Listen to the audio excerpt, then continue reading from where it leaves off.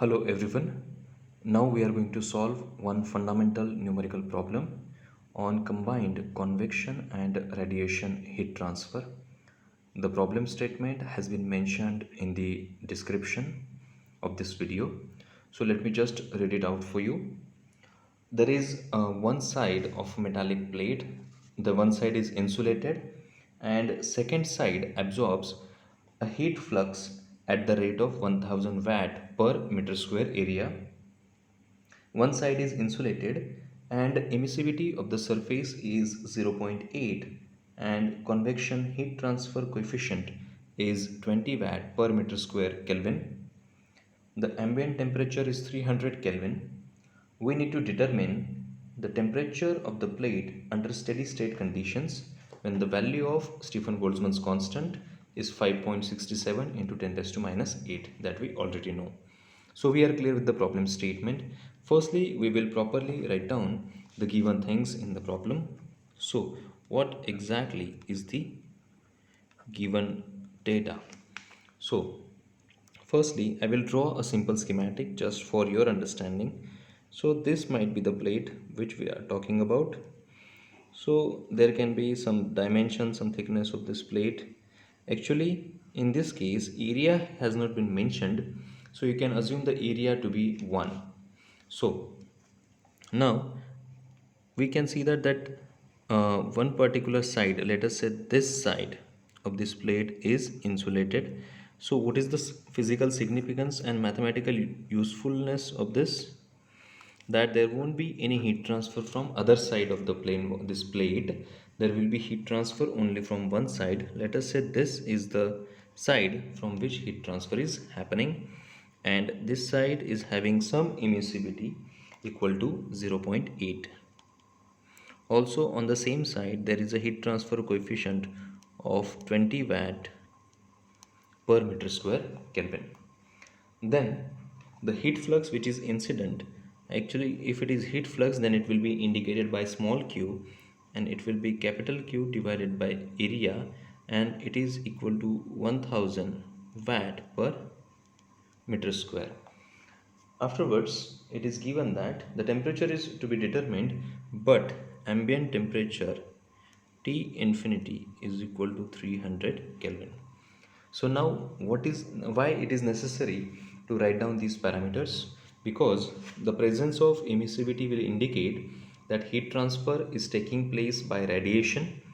Presence of heat transfer coefficient indicates that heat transfer is taking place by convection also.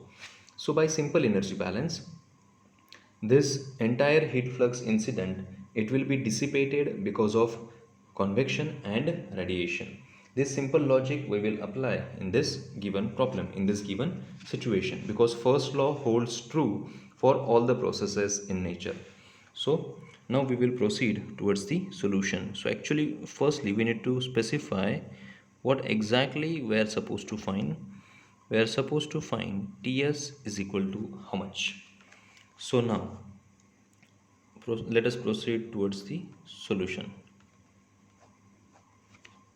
Okay, so we know that by energy balance, whatever is the heat flux, it will be dissipated by heat flux by this surrounding heat flux to the surrounding, or heat transfer to the surrounding because of convection, and heat transfer to the surrounding because of radiation. All right, actually, this Q should be convection. I will simply scratch it and write it again. This will be capital Q firstly, and also this will be capital Q in the beginning. We will firstly write down the formulae. So in this case, how do we write the convection heat transfer? We write it using Newton's law of cooling. So that will be HA delta T.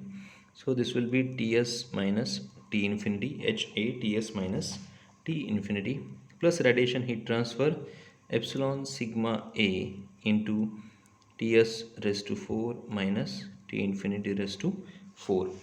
Alright. Now, and this will be the total heat transfer, total heat flux which is incident on that metallic plate, because there is no other source of heat transfer, or there is no other source of heat generation. Now we can take, because see here area available for convection and area available for radiation will be same, because one side is insulated, so entire heat transfer will take place from the remaining area. So that's why we can take this area as a common parameter, and we can divide this Q by area. Ultimately it gives us, because this is heat transfer at per unit area, so it becomes heat flux. So this heat flux is nothing but, because area has been removed from both of these terms, so this is nothing but H into Ts minus T infinity plus epsilon sigma into Ts raised to 4 minus T infinity raised to 4. Alright, so that's your equation for heat flux. Now out of that, out of this equation, out of the given parameters, we will determine which are known to us and which is unknown. So out of these, what we know is heat flux, which is 1000, H which is known to us and it is 20, Ts is unknown, T infinity is 300 Kelvin, emissivity is 0.8, then sigma is 5.67 into 10 raised to minus 8 multiplied by Ts raised to 4. Ts is still unknown, minus temperature of fluid or ambient temperature in Kelvin, so that will be 300 raised to 4. Okay, now let us rearrange terms in such a way that it becomes easier for us to find out the Ts. Alright, so actually, instead of going down for the mathematical treatment and investing our time in that, we can directly proceed towards the calculation using calculator. Simply what we say, that this 1000, if it is taken on this side, then left hand side of the equation will become exactly equal to 0. So that's why I will put down this entire equation in the calculator, and now I will solve it by trial and error, because Calci does not have the fourth power. So this entire equation I will put it in the calculator. So I will start actually from this higher order term, because it has Ts raised to 4. Anyways, it doesn't matter. 1000 will be negative when it comes on the other side. So actually now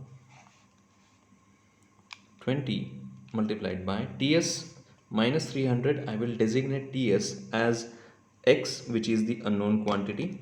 So Tx minus 300, or thus my mistake, surface temperature Ts minus 300 minus, sorry, plus the second term 0.8 multiplied by 5.67 into 10 raised to minus 8 multiplied by again Ts raised to 4, so that's why alpha X raised to 4 minus 300 raised to 4, and this entire quantity minus 1000, and this answer should be equal to very close to 0.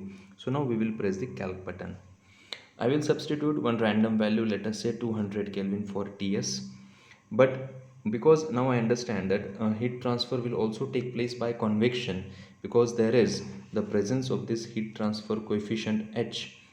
So this temperature of surface should be higher than the temperature of ambient. So instead of writing this 200, let us say I write 325, which is the temperature higher than the ambient temperature.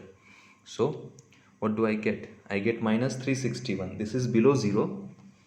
So let us say I increase this value, I increase it to 335 minus 96. So actually now I am approaching towards 0. So now I will write 340. It has now become positive. So between negative and positive there is some 0 value. So let us say it is 337, still away from 0, then 338. Okay, closer to 0. Now I will move slowly, 338.5 minus 1.88. I am getting close. 339, again positive. So between 338.5 and 339 there is an answer. So 338.55, let us say. Yes, now that's minus 0.52, which is closer to 0. If I want, I can still check it. 338.56 minus 0.25 Okay, 338.58. So the answer is 0.28. So actually we should be happy with 338.56 because now changing the second decimal place is not affecting the answer very much. So we have achieved the required accuracy in this case. So it means that this TS is equal to 338.56 Kelvin. So logically also this is correct because this temperature has to be larger than the ambient temperature if heat transfer is to take place by convection. By radiation it will take place, no doubt, but also to make it happen by convection its temperature should be higher than the ambient temperature. So and already I have told in the description also, this problem was asked in Mumbai University examination.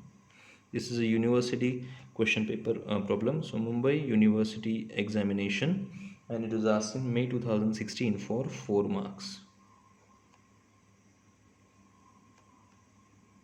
In May 2016 for 4 marks, and that's why I have chosen this problem.